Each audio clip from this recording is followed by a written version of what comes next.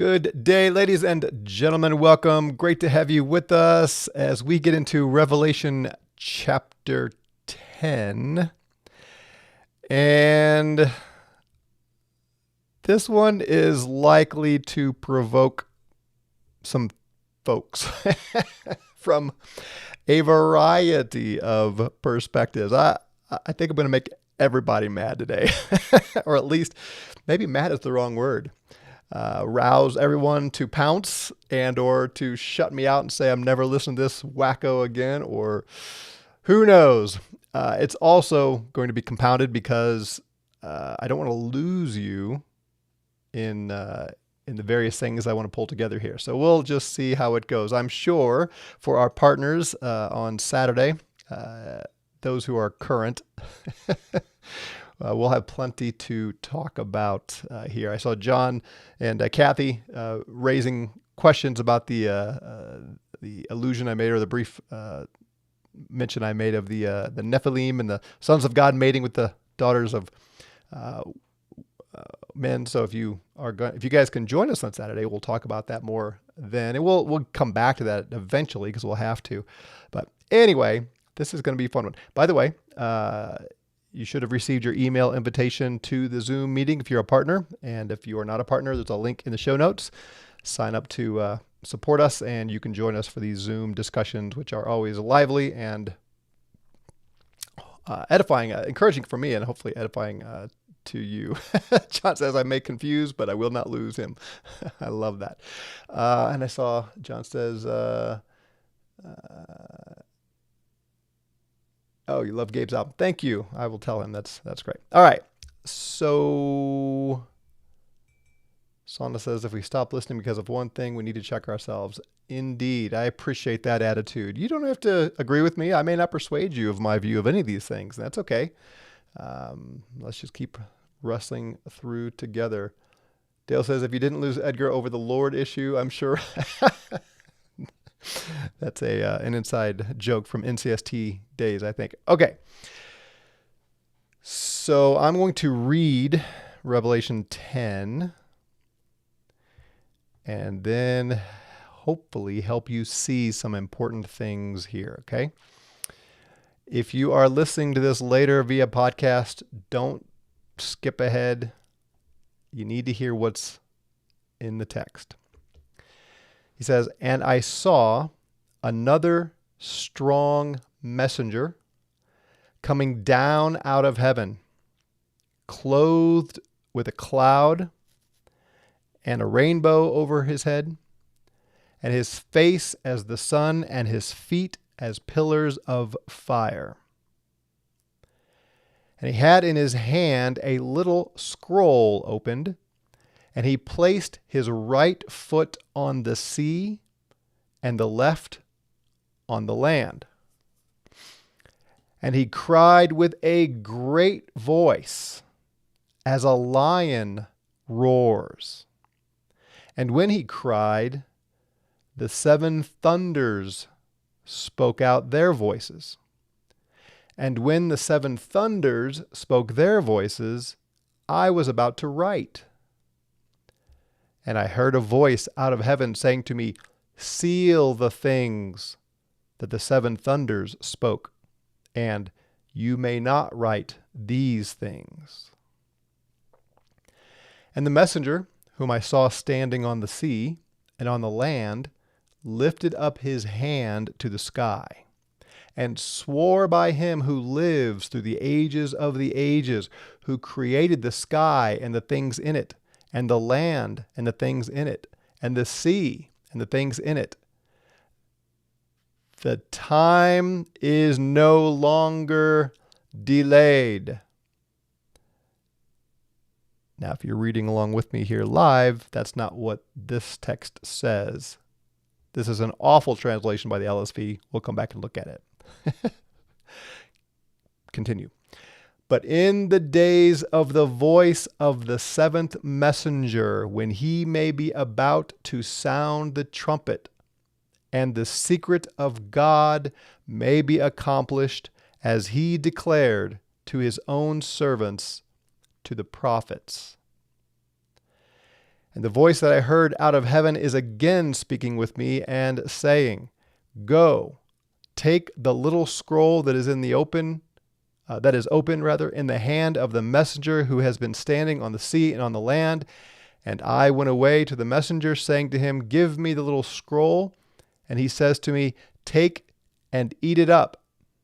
It will make your belly bitter, but in your mouth it will be sweet as honey.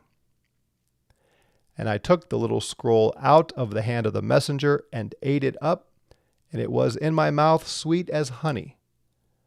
And when I ate it, my belly was made bitter. And he says to me, You must again prophesy about many peoples and nations and tongues and kings. Okay?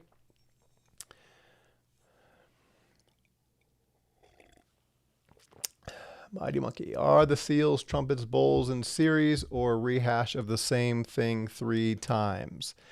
I know you've asked this several times.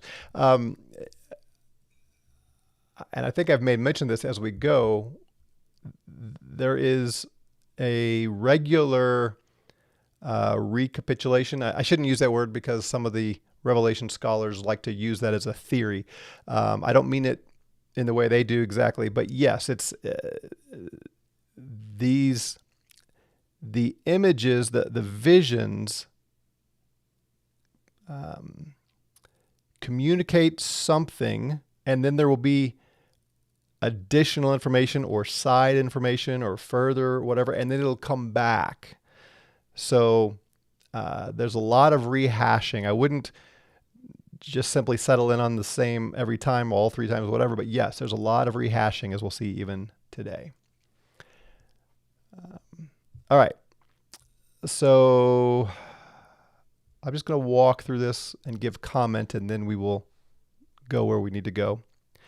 And at the end, I'm going to bring up a little teaser, something for further study that we will come back to, that is likely the most provocative thing that I have ever said, well, in the Revelation series. So stay tuned. All right, so John sees another strong or mighty angel. Now, look at how huge this angel is. He's clothed with a cloud.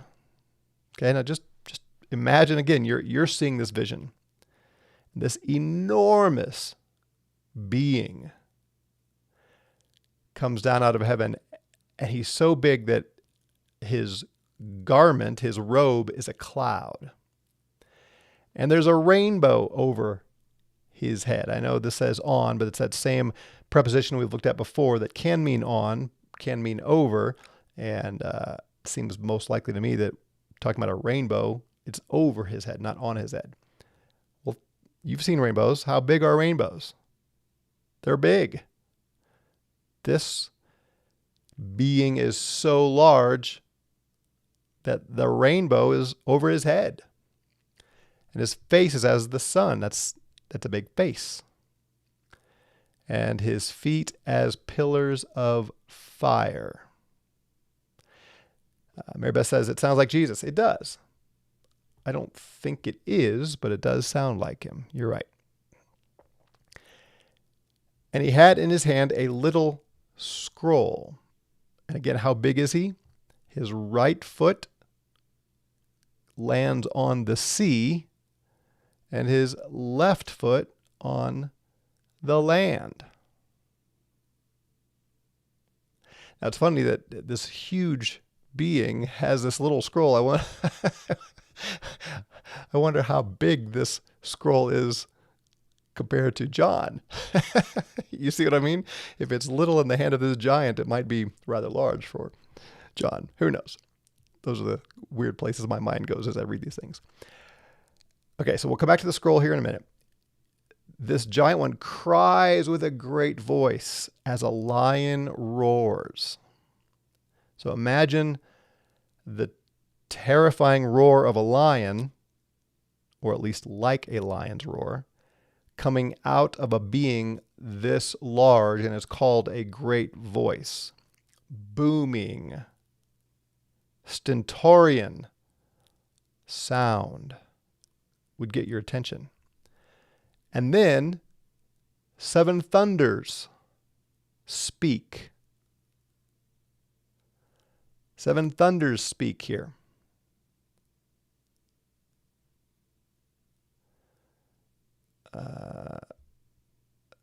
Sea equal Gentiles, land equal Israel. Well, not so far. Let's not go there. This is just a vision, and there's nothing that I see that would indicate he's talking about people groups there yet. Just let the vision rest in your head. So 7 thunders booming.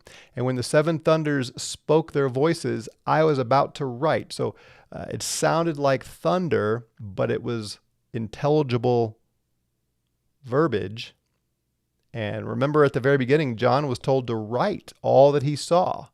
So he hears this this thunderous message, and he starts to write it down. As he's about to write, he says he heard a voice out of heaven saying, "Seal the things that the 7 thunders spoke. You may not write these things." Oh, I want to know what in the world. Daniel was also told he couldn't write some things, wasn't he? This also reminds me of Paul. In 2 Corinthians chapter 12, Paul, now he's writing the third person, but I'm absolutely convinced he's talking about himself. And he was taken up to the third heaven. So in Jewish categories, the third heaven was the throne of God. And we are told there that he heard things or saw things. And the Greek term that describes what he saw and heard can either mean they are unintelligible or that he wasn't permitted to write them. And it's very difficult to decide. So Paul heard some things, saw some things, excuse me, in the throne room of God, and he was either not able to understand all that he saw and heard, or like John here, he was told, "You're not allowed to tell anybody about it." I don't know which it was, but it would make sense that it's similar to this. You can try to figure out what John heard in the voice of the thunders, but you're not going to, I don't think, because he said, "Don't write this." I find that very, very interesting.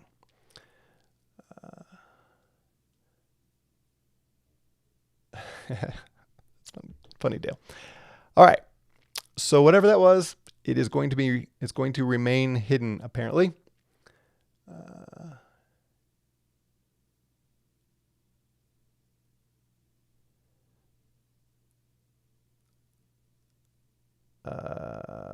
I wouldn't call this a way of worship. I'm not sure what you're talking about there, Mr. Anti-Whiteism, or Mrs. whoever you are. But that's a topic for another day. The messenger whom I saw standing on the sea and on the land. So this is the same angel that he started off here with. Alfred says thunders point to the distant future. Yeah, we have no way of knowing that, right? We're not told. We're not told. So the same massive angel that he saw standing on the sea and on the land, he lifted up his hand to the sky, right? So he raises his hand and he swore by him who lives through the ages of the ages, the creator of all things, the creator of the sky and the land and the sea. And he swore that the time, and this is the LSV, he's like, the time will not be yet. That is not what the Greek says. Let me just check. I don't even think that's what the Oh, there is the word yet in the Textus Receptus. Okay, that's why I should looked at that before. Well, the best manuscripts do not have the word yet. And if you're familiar with Greek lexicons, the BDAG, which is, I would say, probably the most respected of the Greek lexicons, takes this word chronos, which is the word here, time, in this construction, and says it's best to say something like the time will no longer be delayed. And if you look at all of your major English translations, that's how they all take it. That there will be delay no longer. That's the NAS. The New King James says that there should be delay no longer. The ESV says that there would be no more delay. Let's see what the Amplified says. He swore that no more time should intervene and there should be no more waiting or delay. Yeah, so that's the intent here. So the LSV really, well, I guess I can't critique them too much because they are using the Textus Receptus, which could lean us that way. No, and this is the translation I'm giving you, and most of the English translations give you is buttressed by the next word. And this word that's translated "but" here is the Greek word Allah, which is a very strong adversative. Not this, but that. But rather. I always make our Greek students translate it, but rather. In fact, I wish the literal standard version here, I wish all translations would always translate this word rather, because it's stronger than the disjunction but.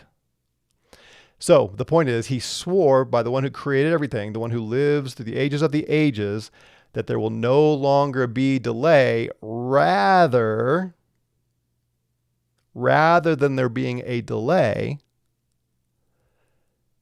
in the days of the voice of the seventh messenger, when he may be about to sound the trumpet, and the secret or mystery of God may be accomplished, as he declared to his own servants, to the prophets. So the point of this is this massive angel that John sees swears by the one who lives through the ages of the ages, who created all things, there will no longer be delay. Rather, when this seventh angel is about to sound the seventh trumpet, the mystery, that which was hidden, will be accomplished, just as he foretold it through the prophets. All right, now just don't go here yet.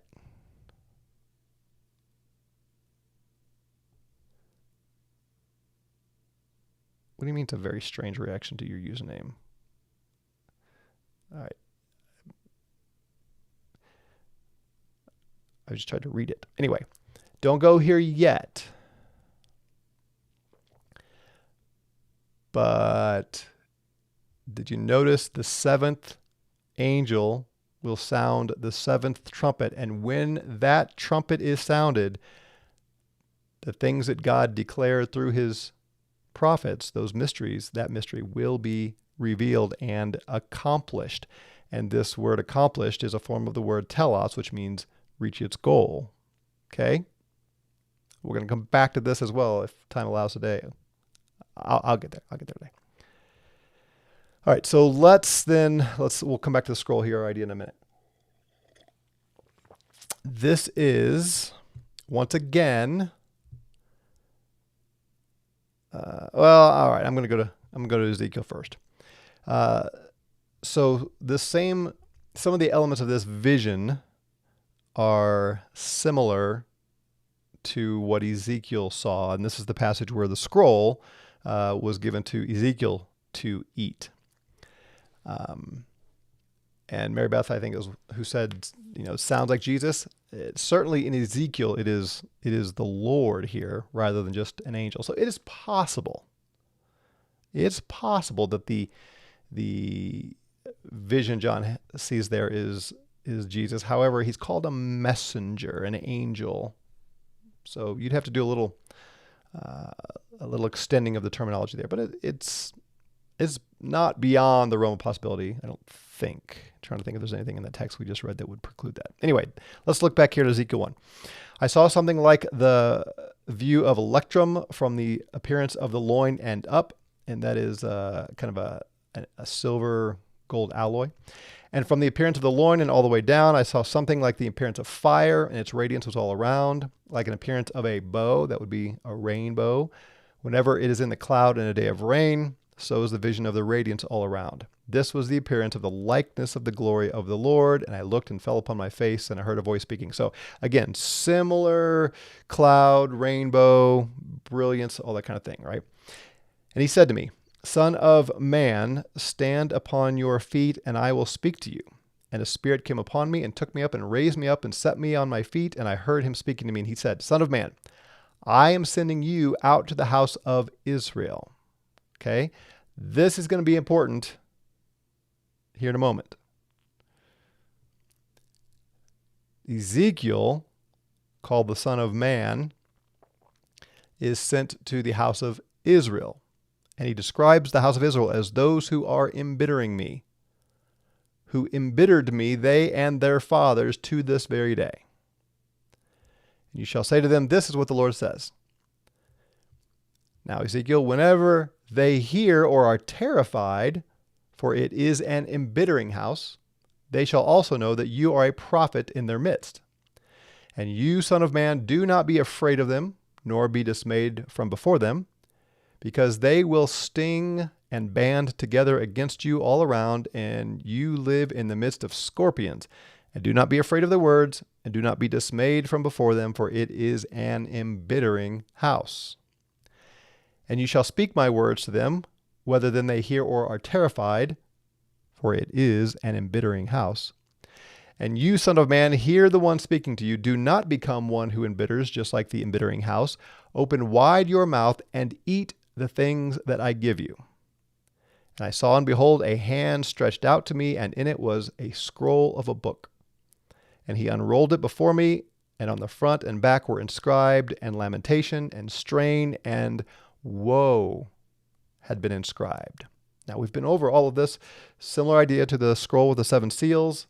All of this here full of lamentation, and strain. There's, this is woeful, literally and figuratively, right? This is horrible things that are written. It's going to bring lamentation and weeping and maybe some gnashing of teeth, if you will. And it's written on the front and back, just like the scroll that John sees. And he said to me, Son of man, devour this scroll, eat it, and go and speak to the sons of Israel. I opened up my mouth wide, and he fed me the scroll.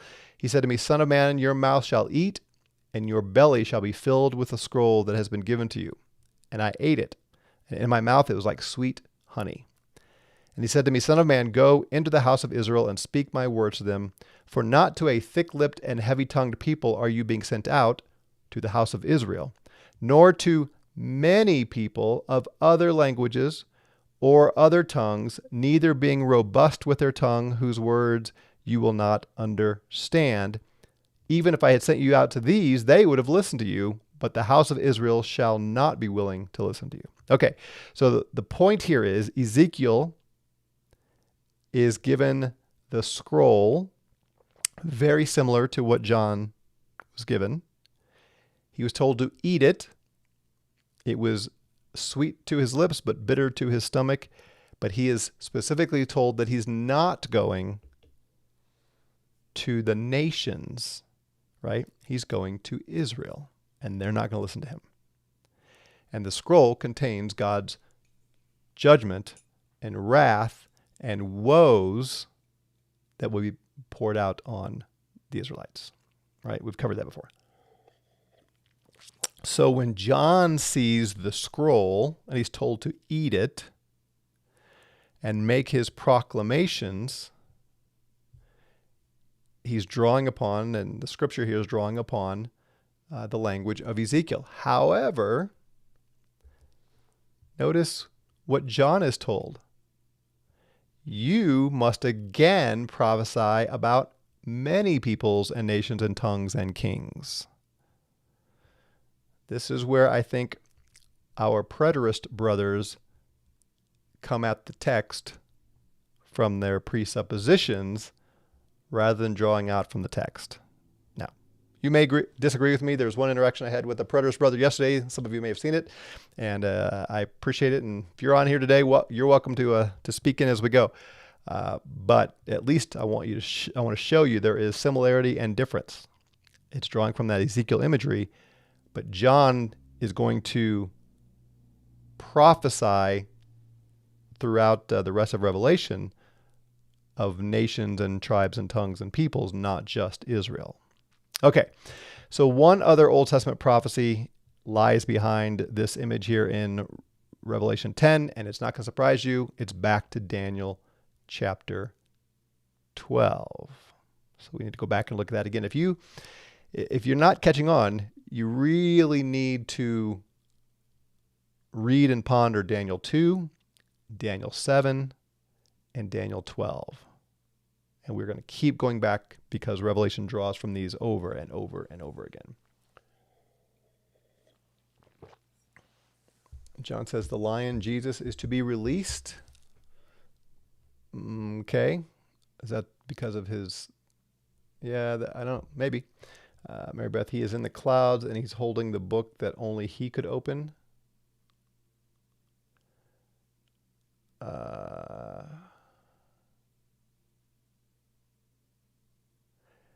Oh, I see. Maybe. Yeah, I don't know. That might be forcing the images too much. I don't know. It's worth thinking about. Alfred says, salvation and judgment are two aspects of the same event. Book is sweet and bitter. Yep, indeed. Stephanie, the little book seems to be the book of curses in Deuteronomy 27-30 that came upon the children of Israel during Babylon. The same book of curses Daniel is reading. Yeah, and it's applied here to Israel in 70 AD. Yeah, very good. All right, so Daniel chapter 12. At that time, Michael, the great prince, shall stand up, that stands over the children of thy people. And who is Michael's people? Israel. Michael is the angel assigned to Israel. So he's going to stand up. He's going to stand over his people Israel. And there shall be a time of tribulation, just as John has spoken of many, many times.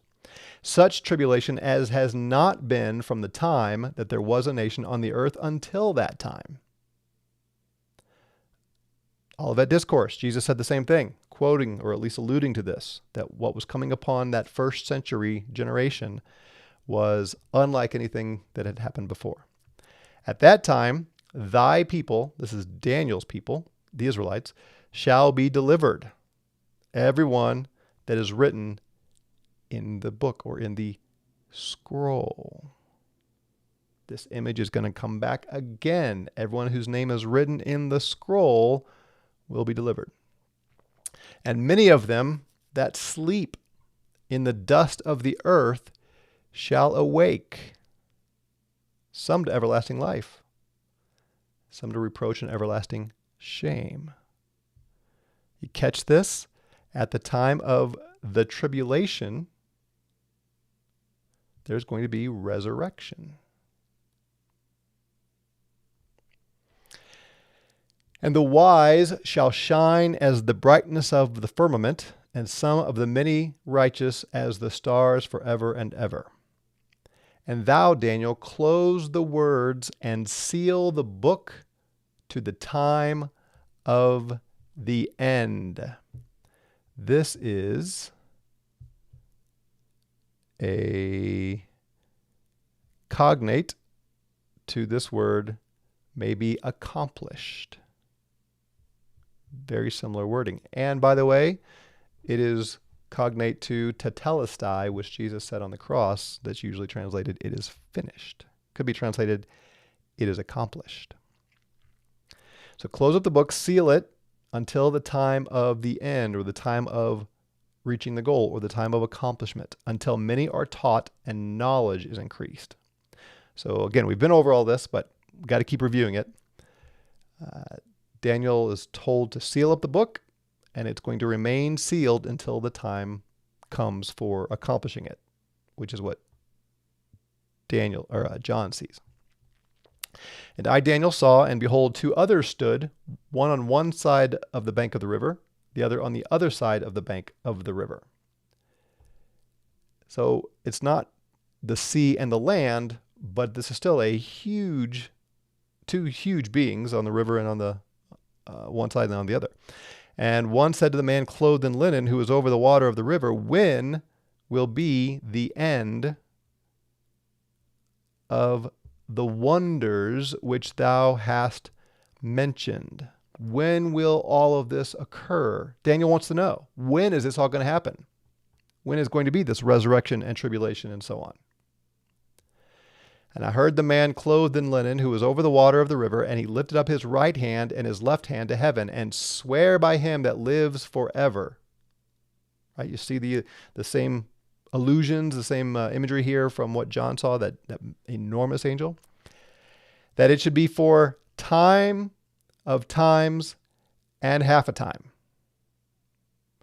When the dispersion is ended, they shall know all these things. All right, so somebody asked about this the other day. A time, times, and half a time. We are going to see that same terminology in Revelation. Now, what I think it means is unprovable, at least as far as I can tell. But there are scholars who believe that time would be a general term for a year. And again, that's somewhat speculation. I don't think there's any absolutely compelling proof of this. But it is sort of the foundational time period, a year, right? So if time is equal to a year, if you have a time and then times,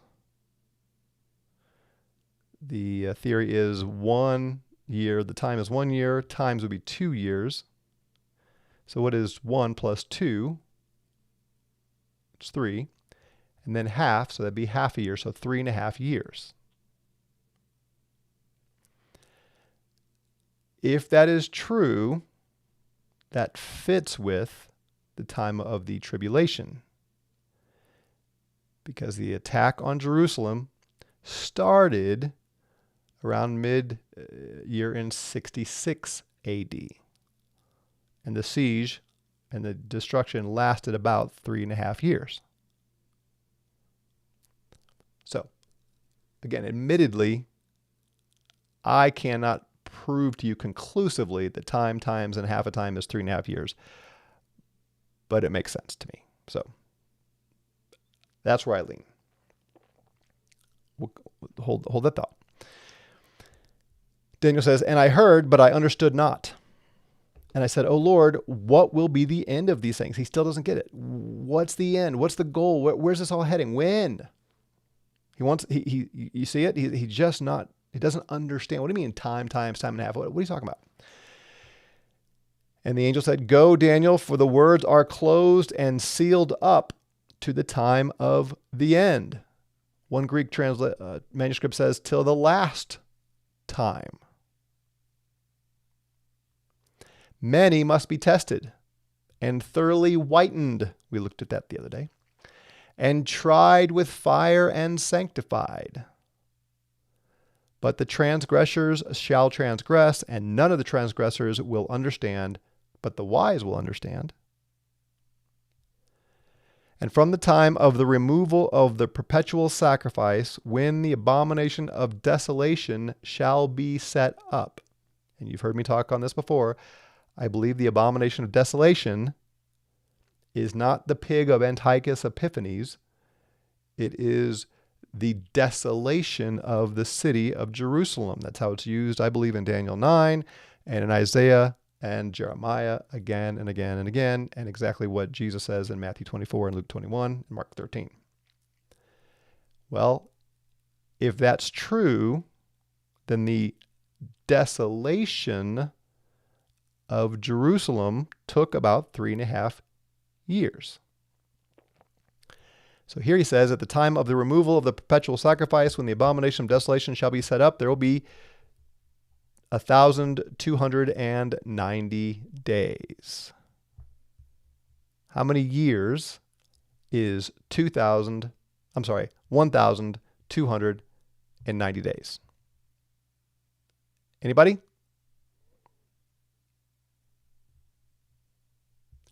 While I'm waiting, let me catch up on a few comments here.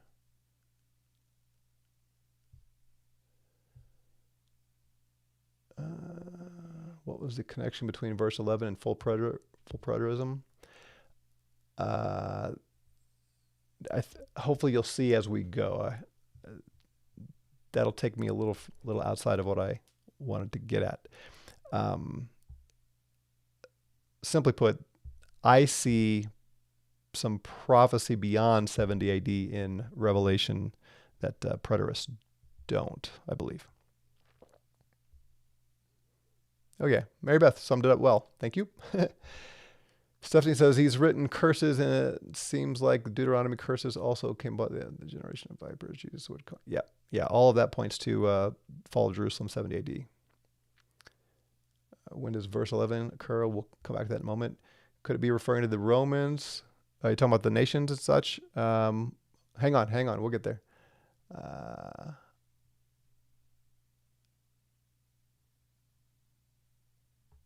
The same in 12:3, Daniel 12:3, the turning many to righteousness, same as the ones resurrected. Yes. Yeah, very good. Sorry, John, I'm not sure when you brought that in. This prophecy in verse 11, is it establishing the new covenant will encompass the nations of the world, not necessarily judgments. Is that, you're talking about in Revelation? I think, yeah, well, we'll get to the nations later on in Revelation, so hang on there. Kathy says, admittedly, I can't prove it either, but it makes sense. 3.5 years. Yep, very good. So the 1,290 days is about 3.5 years, right? Now he says, blessed is he that waits and comes to the 1,335 days. So what's with the extra 45 days? Well, there have been different theories. One that makes some sense is that there were some went by in antiquity, some went by the lunar calendar, which was 354 years, 354 days, and then some went by the solar calendar, which is 365, and that difference is made up there. Yeah, I don't know. That seems as good as anything to me. But you, Daniel, go and rest, for there are yet days and seasons to the fulfillment of the end, and thou shalt stand in thy lot. Thou shalt rise is the word. You shall rise. It's the same word that's used in the New Testament for resurrection. You shall rise at the end or fulfillment of the days.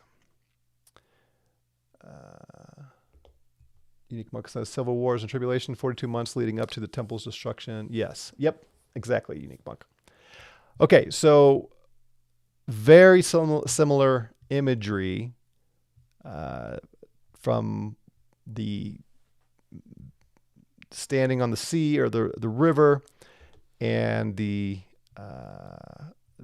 swearing by the one who lives, who created all things. All right, so let's then catch the significance of the timing here. What I'm arguing, what I see here is Daniel saw the tribulation, which was distant future for him. And that's why he says, seal this up. You're going to rest, but you will rise at the consummation. John sees the same thing, but the time is near for John.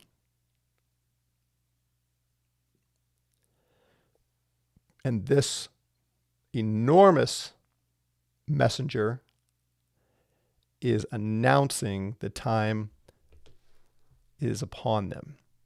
I saw the messenger, so this is back in Revelation 10. I saw the messenger whom I saw standing in the sea, the land, lifting his hand, swearing by him who lives the ages of the ages. Remember, same language we saw back here.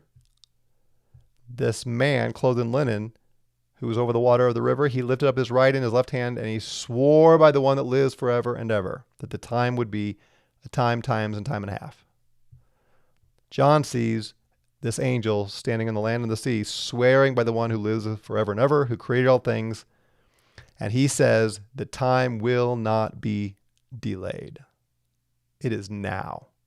When this angel,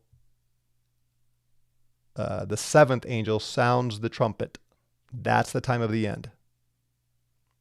And when that seventh angel, seventh messenger, sounds the seventh trumpet, that's the goal, that's the end, that's the consummation.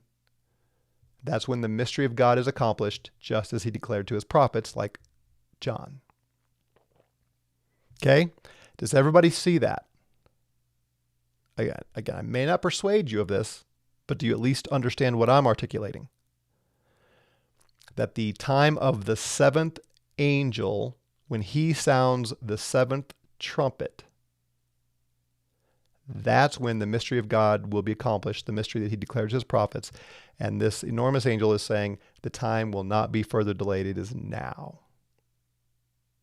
In John's day. Does everybody give me a thumbs up or a yes? Do you at least understand what I'm stressing here? Doesn't mean I'm persuading you. I just want to know if I'm being clear that this is the culmination of what Daniel saw. Kathy says, yes. Sauna says, nothing shocking yet. All right. So let's see.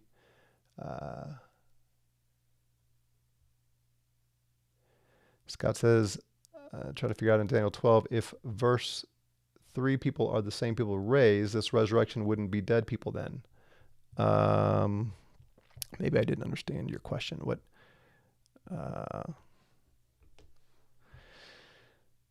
The wise will shine as brightness of the firmament, many of the righteous as stars forever. Yeah, sorry, this is the problem with reading this quickly. I may have misunderstood your question. So there's going to be tribulation, which is 70 AD.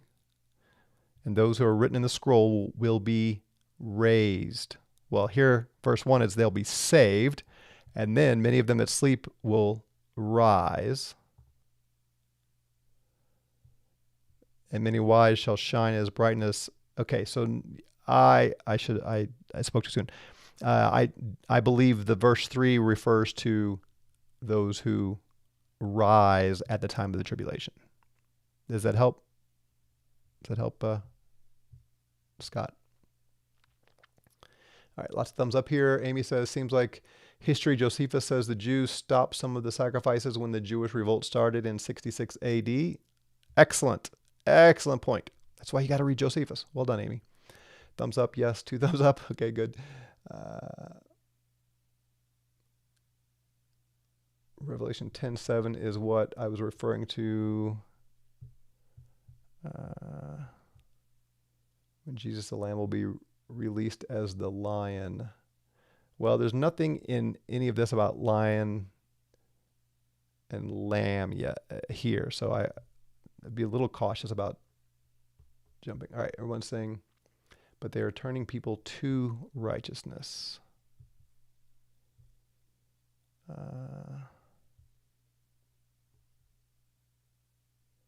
Are you reading an English translation? The Septuagint has it a little different here. Let's see what.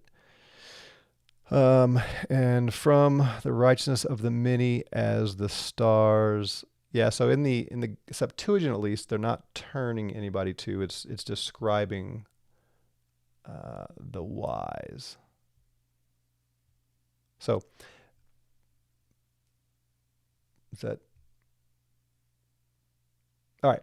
Well, I may not be fully understanding your question, but time is fleeing. Let me get to where we're at. So as someone brought up about the rehashing, okay, so we have this image here, this vision of the seventh angel blowing the seventh trumpet.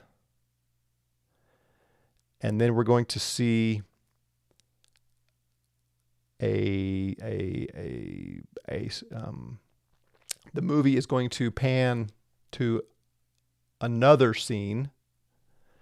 And then in chapter 11, verse 15, it says, and the seventh messenger sounded the trumpet.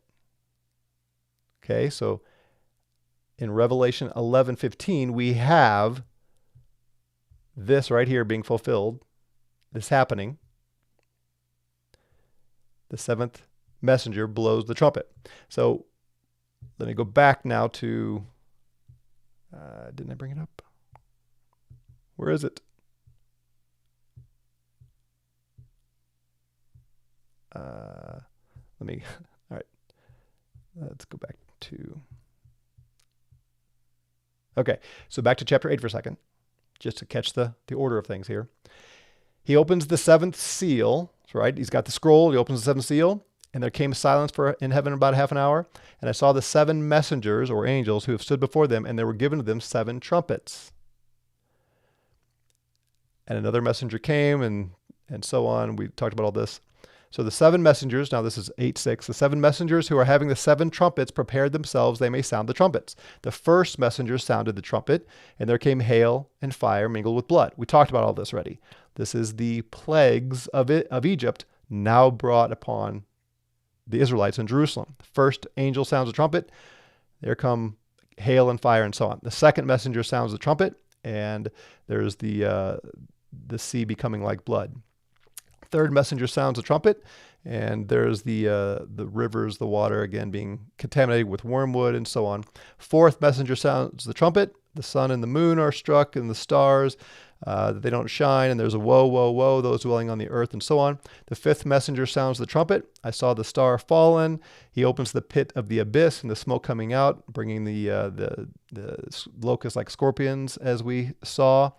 Chapter 9, verse 13, I saw the sixth messenger sound the trumpet, and that's when the voice from the four horns say, when are you going to avenge us? And here come the horsemen again. So he's seen six trumpets, or heard six trumpets from six angels sounding six trumpets. So here in 11:15, the seventh messenger sounds the trumpet, and there came great voices in heaven saying, the kingdoms of the world became those of our Lord and of his Christ, and he will reign through the ages of the ages. When the seventh angel blows the seventh trumpet, that's when the kingdoms of the world became the kingdoms of the Lord Christ, and he will reign through the ages of the ages. Now, again, we will look at all this more carefully, but just I want you to see when the seventh angel blows that trumpet, that's when the Lord and Christ comes into his kingdom in the world, and he will reign through the ages of the ages. In chapter 10, that seventh messenger blowing his trumpet, that's when the mystery of God is going to be fulfilled as he declared to his own servants. So the time frame, here's the key. And I'm not going to explain this further today because I'm getting so behind, but just as you keep reading, think this through. And that final trumpet, when God brings the final wrath on Jerusalem in 70 AD, that is also the time when the Lord's kingdom crushes the others and takes its consummated form. So compare Revelation 10 here with 11:15. Now here's the controversial thing, and I just am going to mention it, and I'm not going to entertain questions on it because it's so late. But the seventh trumpet, Are there any more trumpets to be sounded in Revelation? No, it's the last one. It's the last trumpet. Do you know of any other passages in the New Testament that talk about the last trumpet being sounded at the time of resurrection? If you know what I'm talking about, and you ponder that, that may rock your world.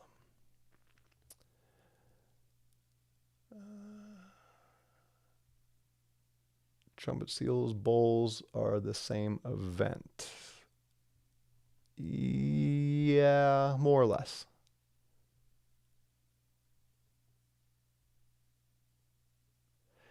Okay, Scott, so hold on. Okay, just hold on. We'll get there. We'll get there about more resurrection. Amy says martyrs died in between period. Yeah. You guys are asking the right questions. Just keep coming. Into the old covenant.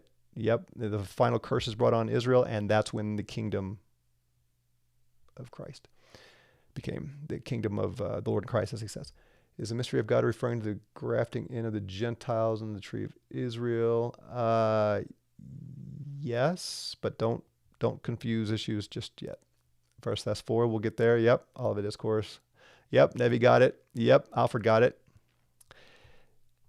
So this is the controversial part if you haven't caught on.